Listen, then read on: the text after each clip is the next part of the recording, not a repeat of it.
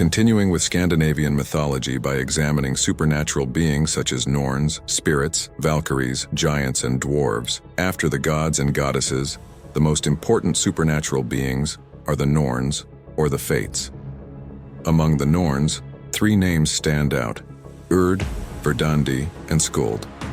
These three Norns drew water from the sacred well to nourish the world tree and prevent it from decaying.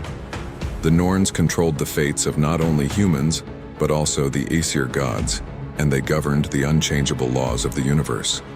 When children were born, they were brought before the Norns to have their destinies determined. No one could live longer than the time allotted by the Norns. There were both good and bad Norns.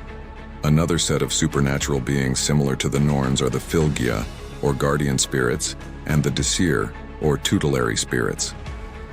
Guardian spirits were invisible beings that accompanied and protected individuals, bringing good fortune. Each person had their own guardian spirit, which could sometimes be lent to someone else in times of danger. These spirits often appeared as animals in dreams. The Disir, on the other hand, could be seen as animals walking in front of or behind a person, and each person could have one or more Disir assigned based on their personality. Strong leaders might have a bear or bull as their Disir, while cunning individuals might have a fox. The Valkyries were another group of supernatural beings, young and beautiful maidens who served Odin as warrior helpers. When a hero was destined to die, Odin would send the Valkyries to bring them to Valhalla. They governed victory and death in battle, flying through the air or gliding over water. In Valhalla, they served drinks to the fallen heroes. At Ragnarok, the end of the world, the Valkyries would fight alongside Odin with the heroes they had brought to Valhalla. Giants, the archenemies of the Aesir and humanity, were wild and crude beings, although not always malevolent.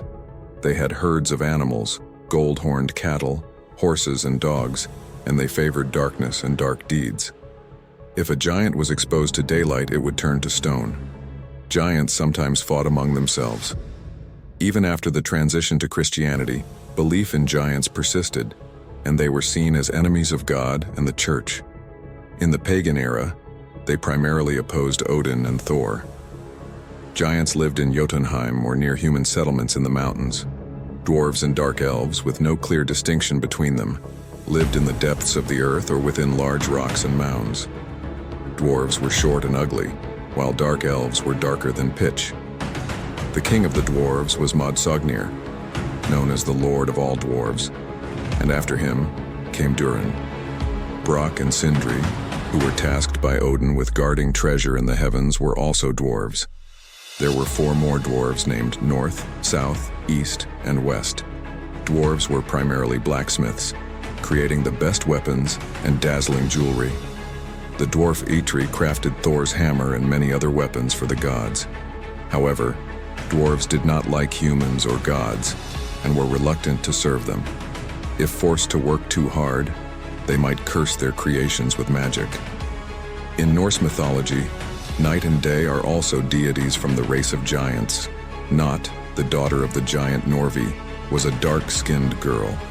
Not married Delling, one of the Aesir gods, and from this marriage their son Dag, or Day, was born. Dag was bright and radiant.